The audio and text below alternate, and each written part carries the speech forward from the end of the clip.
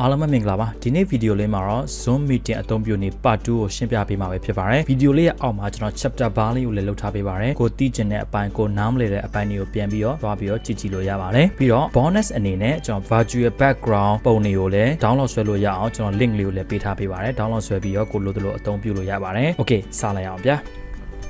ပါဝင်ဗီဒီယိုမှာကျွန်တော်ပြောပြခဲ့တဲ့အတိုင်းပဲ Zoom app ကိုဘယ်လို download ဆွဲပြီး install လုပ်ရမလဲဆိုတာပြောပြခဲ့ပြီးဖြစ်ပါတယ်ကျွန်တော် download လုပ် install လုပ်ပြီးဆိုတာနဲ့ဒီလို app လေးကိုကျွန်တော်ရဲ့ computer မှာတွေ့နေရမှာပဲဖြစ်ပါတယ်ဒါကတော့ကျွန်တော် Mac computer ပေါ့နော် okay Windows မှာဆိုလည်းဒီ desktop ပေါ်မှာတွေ့နေရမှာပဲဖြစ်ပါတယ်ဒါလေးကိုကျွန်တော်တစ်ချက်နှိပ်လိုက်ပါ okay ပထမဆုံးအနေနဲ့ကျွန်တော် Zoom desktop app interface လေးကိုကျွန်တော်အရင်ဆုံးရှင်းပြပေးမှာဖြစ်ပါတယ် Zoom ကိုကျွန်တော်တို့ဖွင့်လိုက်ပြီးဆိုတာနဲ့ဒီလိုပုံစံမျိုးကိုတွေ့နေရမှာပဲဖြစ်ပါတယ်ကျွန်တော်ဒီအပေါ်မှာတော့ home ပါ chat ကိုနှိပ်လိုက်ပြီးဆိုတော့ဒီအောက်ကအကုန်လုံးပုံစံတွေကလည်းအားလုံးပြောင်းသွားမှာပဲဖြစ်ပါတယ် chat ဒီမှာ meeting contact update မျိုးစုံရှိတယ်ပေါ့ဒါပေမဲ့ကျွန်တော်အများဆုံးအဖြစ်ကျွန်တော်တို့ online teacher တွေအတွက်သုံးများတဲ့ဟာကိုပဲကျွန်တော်အဓိက focus လုပ်ပြီးတော့ရှင်းပြပေးမှာပဲဖြစ်ပါတယ် okay ကျွန်တော် home ကိုပဲအရင်ဆုံးရှင်းပြပေးပါမယ် home ကိုတစ်ချက်နှိပ်လိုက်ပါမယ် home မှာတော့အခုတွေ့နေရတဲ့အတိုင်းပဲဒီမှာ၄ခုတွေ့ရပါမယ်ပထမဆုံးကျွန်တော်တွေ့ရမှာတော့ new meeting မှာကျွန်တော် new meeting ကိုနှိပ်လိုက်ပြီဆိုလို့ရှိရင်အခုလို meeting ခေါ်ပြပေးမှာပဲဖြစ်ပါတယ်ဒီအောက်ကသူ့ရဲ့ function အသေးစိတ်ကိုတော့ကျွန်တော် part 1 video မှာအသေးစိတ်ရှင်းပြပေးတာပဲဖြစ်ပါတယ်ပုံစံအားလုံးကတော့အတူတူပဲဖြစ်ပါတယ် okay နောက်တစ်ခုကိုကျွန်တော်ထပ်ပြီးတော့ပြပေးပါမယ်နောက်တစ်ခုကတော့ကျွန်တော်တို့ join မှာပေါင်းပုံစံလေးပြထားပေးပါတယ်ဒီပေါင်း join ကိုနှိပ်လိုက်ပြီဆိုတာနဲ့ကိုကအကယ်၍ကျောင်းသူကျောင်းသားဆိုလို့ရှိရင်ဒီ join ကနေပြီးတော့ဝင်ပေးရမှာပဲဖြစ်ပါတယ်ဒီမှာကိုကကျောင်းသူကျောင်းသားဆိုလို့ရှိရင်တက်ဆိုင်ရာဆရာဆရာမကနေပြီးတော့သူ့ရဲ့ meeting link လေးကိုပို့ထားပေးမှာပဲဖြစ်ပါတယ်ကျွန်တော်ဒီကနေပြီးတော့မှ link တို့ passport တို့ကိုရိုက်ထည့်ပြီးရတဲ့သူ့ရဲ့ meeting ကိုဝင်လို့ရမှာပဲဖြစ်ပါတယ်နောက်တစ်ခုကတော့အောက်မှာကျွန်တော် schedule ဖြစ်ပါတယ် schedule ကိုလည်းကျွန်တော်နမူနာလေးလုပ်ပြပေးပါမယ်ဒီမှာမြင်တွေ့နေရတဲ့အတိုင်းဒီဘက် down box လေးမှာကတော့ upcoming meetings today ဆိုပြီးတော့ဒီနေ့ meeting ဘာမှမရှိဘူးဆိုတဲ့အတွက်ဒီမှာကွက်လက်လေးဖြစ်နေတာပဲဖြစ်ပါတယ် okay အဲ့တော့ကျွန်တော်နမူနာနဲ့ကျွန်တော်ဒီမှာ schedule meeting နဲ့တစ်ခုကိုကျွန်တော်လုပ်ကြည့်လိုက်ပါမယ် schedule ကိုကျွန်တော်နှိပ်လိုက်မယ်Lashio Ko meeting ပေါ့ကျွန်တော်ဒီနေ့ဒီအချိန်မှာကျွန်တော် meeting ခေါ်မယ်ဆိုပါစို့ပေါ့နော်ဟုတ်ပြီဒီမှာ passport ကိုကိုယ့်အကိုအဆင်ပြေတယ်လို့လဲလွယ်အောင်လို့ပေးလို့ရပါသေးတယ် passport ဥပမာဆိုရင်1 2 3 4ဆိုပြီးတော့ကျွန်တော်ပေးလိုက်ပါမယ် PN ဒီဘက်ပေးမှာ save လို့ဆိုပြီးတော့နှိပ်လိုက်ပါမယ်ဒါဆိုရင်ကျွန်တော်တို့ဒီမှာကျွန်တော်တို့ Zoom ဝင်ထားတဲ့ account ကိုကျွန်တော်တို့ sign in လုပ်ခိုင်းပါတယ်ကျွန်တော် Lashio Ko နဲ့ဝင်ထားတဲ့အတွက်ဒီ Gmail account လေးကိုကျွန်တော်ရွေးချယ်လိုက်ပါမယ်ဒီကျွန်တော် continue ကိုချက်ပြီးနှိပ်ပေးပါအဲ့လို continue ကိုကျွန်တော်နှိပ်ပြီးပြီဆိုတာနဲ့ဒီဘက်ဒီညာဘက် box လေးမှာဒီမှာတွေ့နေရတဲ့အတိုင်းပါပဲကျွန်တော်တို့ရဲ့ meeting ကမကြာခင်9မိနစ်အတွင်းမှာစတော့မယ်ဆိုတာလေးကိုဒီမှာပြောနေပါတယ် meeting ID လေးကိုလည်းဒီမှာတွေ့နေရပါဖြစ်ပါတယ်ကြည့်ကိုယ့်ရဲ့ဒီ meeting link လေးကိုပို့ပေးမယ်ဆိုလို့ရှိရင်ဒီဂျားထဲမှာကျွန်တော်အဆက်လေး30ရှိပါတယ်ဒါလေးကိုတစ်ချက်နှိပ်လိုက်ပါဒါဆိုရင် copy invitation ဒီဟာလေးကို copy ကူးလိုက်မယ် copy ကူးပြီးဆိုတာနဲ့သူတို့ရဲ့ messenger တို့မဟုတ် viber နဲ့တစ်ဆင့်ကျွန်တော်အဆင်ပြေတယ်လို့ပို့ပေးလို့ရပါတယ်ဒါဆိုလို့ရှိရင်တော့ meeting ကစလို့ရပါပြီအကယ်၍ကိုက meeting စတင်တယ်ဆိုလို့ရှိရင်လည်းဒီဘက်ဘေးမှာ start ဆိုတာလေးရှိပါတယ်ဒါလေးကိုနှိပ်လိုက်ရမှာပဲနောက်တစ်ခုကျွန်တော်ပြချင်တာကတော့ setting ပဲဖြစ်ပါတယ်ညာဘက်အပေါ် down လေးမှာဒီမှာ setting လေးကိုတွေ့ပါလိမ့်မယ်ဒါလေးကိုတစ်ချက်နှိပ်လိုက်ပါဒီမှာဒီ setting မှာတော့ကျွန်တော်တို့လိုသလိုအမျိုးမျိုးပြန်ပြီးအပြောင်းလဲလုပ်လို့ရပါတယ်ပထမဆုံးကျွန်တော်တွေ့ရမှာ general ရှိမယ်နောက်တစ်ခုကတော့ video ပါ video ကိုကျွန်တော်နှိပ်လိုက်ပါမယ်ဒီမှာဆိုလို့ရှိရင်ကို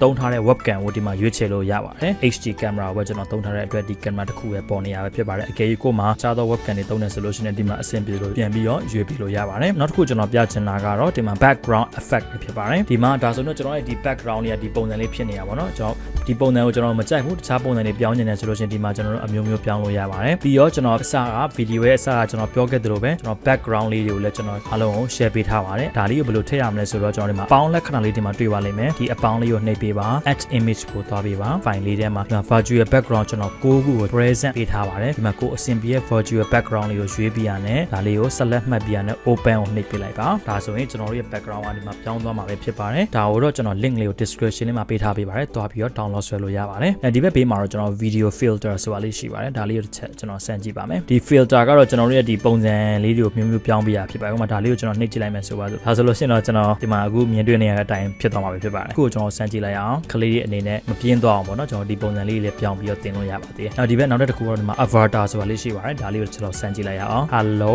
ဟုတ်ပြီဒါကတော့ avatar ကောင်ပုံလေးဖြစ်သွားတာပဲဖြစ်ပါတယ်မသုံးတော့ဆိုရင်ဒီဘက်မှာ none ဆိုတာလေးရှိပါတယ်ဒါလေးကိုတစ်ချက်ပြန်နှိပ်လိုက်ပါဒီ video filter မှာလည်းကျွန်တော်ဒီကောင်မသုံးတော့ဆိုလို့ရှိရင်ဒီအပေါ်မှာ none ဆိုတာလေးရှိပါတယ်ဒါလေးကိုတစ်ချက်ပြန်နှိပ်လိုက်ပါဒါဆိုတော့ကျွန်တော်ပုံမှန်တိုင်းပဲပြန်ဖြစ်သွားမှာပဲဖြစ်ပါတယ်ဆိုတော့နောက်တစ်ခုကိုကျွန်တော်ထပ်ပြီးတော့ပြပေးပါမယ်နောက်တစ်ခုကတော့ကျွန်တော် profile ပုံလေးပြောင်းတာပဲဖြစ်ပါတယ်ဒီအောက်မှာကျွန်တော် profile ဆိုတာလေးရှိပါတယ်ဒါလေးကိုတစ်ချက်နှိပ်လိုက်ပါဒါဆိုရင်ကျွန်တော်ရဲ့ဒီ profile ရဲ့ဒီမှာ blank ဖြစ်နေရပါတော့ကျွန်တော်ဒီမှာပုံလေးပြောင်းပေးရပါမယ်ဒီပုံလေးကိုတစ်ချက်နှိပ်လိုက်ပါနှိပ်ပြီးပြီဆိုတာနဲ့ကိုယ့်ရဲ့ဓာတ်ပုံကိုရွေးပေးရမှာပဲဖြစ်ပါတယ်ကိုသိမ်းထားတဲ့ကိုယ့်ရဲ့ဓာတ်ပုံရှိကိုသွားပြီးတော့အဆင်ပြေတဲ့ပုံလေးကိုဒီမှာရွေးချယ်ပေးလိုက်ပါဒါဆိုရင်တော့ကျွန်တော်ဒီမှာတော့ဒီပုံလေးကိုရွေးလိုက်ပါမယ်ဆိုတော့ကျွန်တော်လိုသလို adjust လုပ်လို့ရပါတယ်ပြီးရနဲ့ကျွန်တော်အောက်မှာ save ကို ကိုနှိပ်ပေးလိုက်ပါဒါဆိုရင်တော့ကျွန်တော်ရဲ့ profile ပုံလေးကပြောင်းသွားမှာပဲဖြစ်ပါတယ်အခုကျွန်တော်ရဲ့ video ကမိတ်ဆွေတို့တက်ဆုံးလေးကကြိုးရှိတယ်ဆိုလို့ရှိရင်ကျွန်တော်ရဲ့ Facebook page လေးကို like and share လေးလုပ်ပြီးတော့ YouTube channel လေးကိုလည်း subscribe လုပ်ပေးခဲ့ပါအောင်နော် okay ဆက်သွားလိုက်အောင်ဟုတ်ပြီကျွန်တော်နောက်ထပ်ပြချင်တဲ့အပိုင်းလေးရှိပါတယ်အဓိကဒီမှာကျွန်တော် online teaching ကိုပဲ focus လုပ်ပြီးတော့ကျွန်တော် setting တွေကိုပဲပြသွားမှာဖြစ်ပါတယ်ဟုတ်ပြီကျွန်တော်ဒီအောက်က toolbars လေးကိုကြည့်လိုက်မယ်ဆိုလို့ရှိရင်ဒီအောက်မှာကျွန်တော်တစ်ခုလိုနေပါတယ်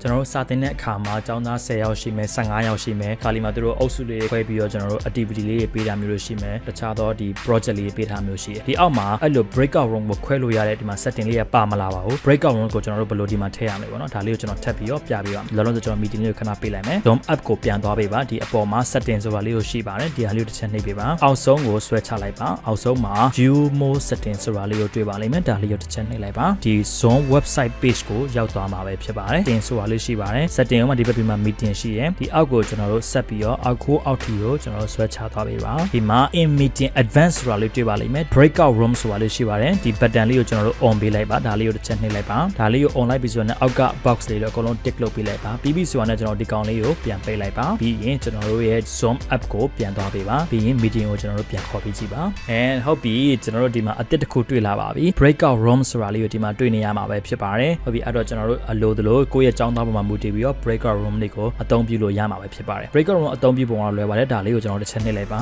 အကယ်၍ကိုယ်မှာကျောင်းသား15ယောက်ရှိရဆိုရင်ကျွန်တော်3 room group ကို3 group ဖွဲ့မှာလား4 group ဖွဲ့မှာလား5 group ဖွဲ့မှာလားအမျိုးစုံခွဲလို့ရပါတယ်ပြီးရင် assign automatically ပေါ့သူကနဲ့သူ computer ခွဲပြီးတဲ့အတိုင်းသူကသူ3ယောက်တစ်ဖွဲ့5ယောက်တစ်ဖွဲ့ဖြစ်သွားမှာပဲဖြစ်ပါတယ် assign manually ကတော့ကျွန်တော်တို့လိုသလိုဘယ်ကျောင်းသားနဲ့ဘယ်သူခွဲပေးမယ်ဆိုတော့ကိုယ့်အကိုစိတ်ကြိုက် group ကိုခွဲပေးရမှာပဲဖြစ်ပါတယ် okay let participant choose the room ဆိုတော့ကျောင်းသားတွေကသူတို့ group မှာသူတို့ကြိုက်တဲ့ group ကိုသူတို့ဝင် join လို့ရပါတယ်ကျွန်တော်များသောအားဖြင့်တော့ assign automatically ကိုပဲကျွန်တော်အသုံးပြုတာများပါတယ်ခွဲပြီးပြီဆိုတာနဲ့ကျွန်တော် create ဆိုတာလေးကိုနှိပ်လိုက်ပါ breakout room 5 game ဖြစ်သွားမှာပဲဖြစ်ပါတယ် open all room ကိုနှိပ်လိုက်မယ်ဆိုလို့ရှိရင်ကျောင်းသူကျောင်းသားတွေကဒီ breakout room တွေကိုရောက်သွားမှာပဲဖြစ်ပါတယ်အကယ်၍သူတို့ဒီ main room ကိုပြန်လာစေချင်တယ်ဆိုလို့ရှိရင်တော့ close room ကိုနှိပ်ပေးလိုက်ပါဗီဒီယိုလေးကိုအဆုံးထိကြည့်ရှုပေးတဲ့အားလုံးကိုကျေးဇူးတင်ပါတယ်နောက်ထပ် part 3မှာကျွန်တော် mobile phone ကိုသုံးပြီးတော့ meeting ဘယ်လိုခေါ်လို့ရတယ် meeting ဘယ်လို join လို့ရတယ်ဆိုတော့ထပ်ပြီးတော့အသေးစိတ်လေးရှင်းပြပေးမှာပဲဖြစ်ပါတယ်အားလုံးနောက်ဗီဒီယိုမှာပြန်ဆုံကြမယ်နော် bye bye